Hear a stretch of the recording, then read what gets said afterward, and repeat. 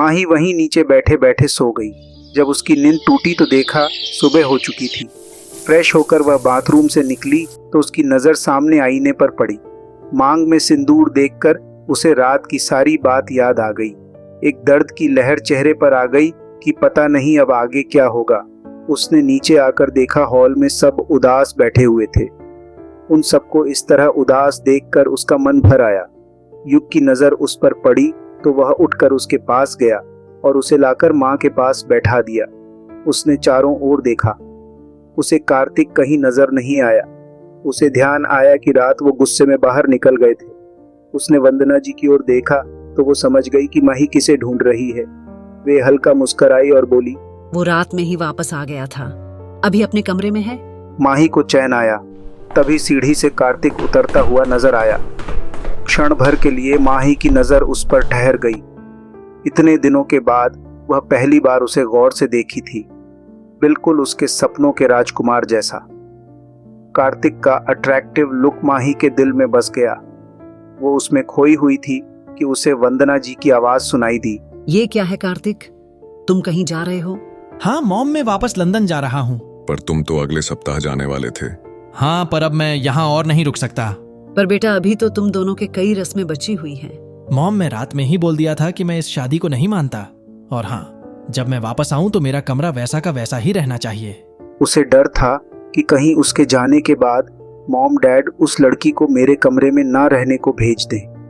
वह बचपन से ही थोड़ा जिद्दी और गुस्से वाले नेचर का था। अपना सामान और कमरा किसी के साथ शेयर नहीं करता था। तभी तो लंदन में भी यूनिवर्सिटी हेड से बात करके अमरेंद्र जी ने हॉस्टल में उसके लिए अलग कमरा दिलवाया था, जिसमें उसका कोई रूममेट नहीं था।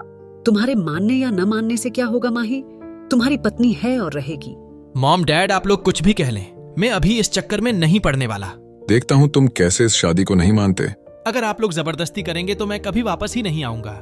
इतना सुनते ही माही के तो जैसे होश उड़ गए। नहीं नहीं, ऐसा नहीं हो सकता। मैं इन लोगों के तकलीफ का कारण नहीं बन सकती। मुश्किल वक्त में इन लोगों ने हमारा साथ दिया, बाबा का इज्जत डूबने से बचाया। मेरे वजह से इनका बेटा इन सब से दूर नहीं हो सकता है। नहीं, हमें अपने आप को संभालना होगा। फिर अगर ये सही है कि सिंदूर में ताकत होती है और शादी का सुख हमारे तकदीर में है, तो वो हमें जरूर मिलेगा। हम इंतजार करेंगे। ऐसा सोचकर माही वंदना जी से बोली, माँ, हम कुछ कहना चाहते हैं। हाँ बेटा बोलो। सब उसकी ओर देखने लगे। कार्तिक अभी भी उसका चेहरा नहीं देख पाया था, क्योंकि माही सर पर आंचल रख मां की ओर घूमी हुई थी। आप लोगों ने हमारे लिए जो फैसला लिया हमने माना, पर अगर अब कार्तिक जी कोई फैसला लेना चाहते हैं तो मेरे ख्याल से आप लोगों को उसे मान लेना चाहिए। माँ बाबा, हमारा विश्वास कीजिए, हम आपको कभी गलत नहीं ठहराएंगे इसके लिए। वैसे भी रिश्ते मन से निभाए जाते हैं, जबरदस्ती नहीं। और अगर यह रिश्ता नहीं रहा तो क्या आप हमें अपनी बेटी के रूप में हमें स्वीकार नहीं सकते हैं? इतना कहकर उसने अपना मंगलसूत्र उतारकर कार्तिक की ओर बढ़ा दिया। आप हमसे आजाद हैं, आप पर हमारा कभी कोई हक नहीं होगा। यह सुनकर कार्तिक ने चैन का सांस लिया। चलो, जान छूटी, मन में कहा और अपने परिवार वालों से बोला, चलता हूँ मॉम डैड बाय युग। और बाहर चला गया मंगलसूत्र को अपनी मॉम के हाथ में देकर कि मैं इसका क्या करूंगा। इधर पूरे हॉल में सन्नाट छाया हुआ था। सबके चेहरे पर अजीब दर्द था। माही सन्नाटे को तोड़ते हुए बोली, माँ बाबा, मुझे पता है कि मेरे इस फैसले से आप लोग मुझसे नाराज होंगे, पर सच मानिए माँ, इस समय मुझे यही सही लगा। हम कार्तिक जी से जबरदस्ती नहीं कर सकते हैं। तुम सही कह रही हो बेटा, हम लोगों से बहुत बड़ी भूल हो गई थी कार्तिक से तुम्हारी शादी करवाकर। हमें नहीं पता था कि वह इस तरह से तुम्हें अपनाने से इनकार कर देगा। हम तुम्हारे गुनहगार हैं। हमने तुम्हारी जिंदगी बर्बाद कर दी। नहीं माँ, आप ऐसा ना कहें। वो हमारे तकदीर में नहीं थे, इसमें आपका कोई दोष नहीं है। माफी मांगकर आप हमें पराया ना करें। क्या हमारा आप पर इतना भी हक नहीं है कि हम कोई फैसला कर सकें? माही बेटा, हमें तुम्हारे फैसले पर गर्व है। किसी रिश्ते की भीख मांगने से अच्छा है कि नया रिश्ता बनाएं। आज से तुम हमारी बेटी हो। हम पर जितना कार्तिक और युग का अधिकार है, उतना तुम्हारा भी। आज से तुम्हारी नई पहचान होगी माहिरा प्रताप सिंह, अमरेंद्र प्रताप सिंह की बेटी। अब से तुम्हारे आंखों में आंसू हमारी तौहीन होगी। सही कहा डैड आपने, और आज से ही माही के चेहरे पर हमेशा हंसी बनाए रखने की जिम्मेदारी हमारी। वंदना जी को समझ नहीं आ रहा था कि वह क्या करे।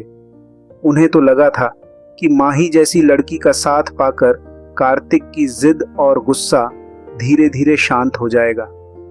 माही ने जब वंदना जी को कुछ सोचते हुए देखा तो उनके कदमों में बैठ गई। माँ, मैं जानती हूँ कि आप क्या सोच रही हैं।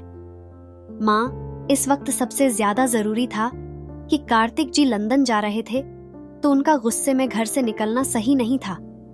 भोलेनाथ पर भरोसा रखिए, वक्त के साथ सब सही हो जाएगा। हम अब बस तुम्हारी खुशी चाहते हैं। हम वो सब कुछ करेंगे जिससे तुम्हारे चेहरे पर खुशी आए।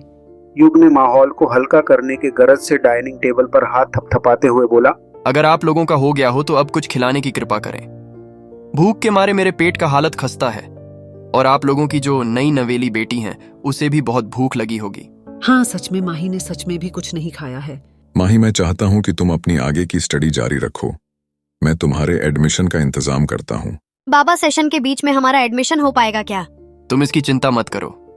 डैड हमारे कॉलेज के ग्रुप ऑफ ट्रस्टी के मेंबर हैं, तो तुम्हारा एडमिशन आसानी से हो जाएगा।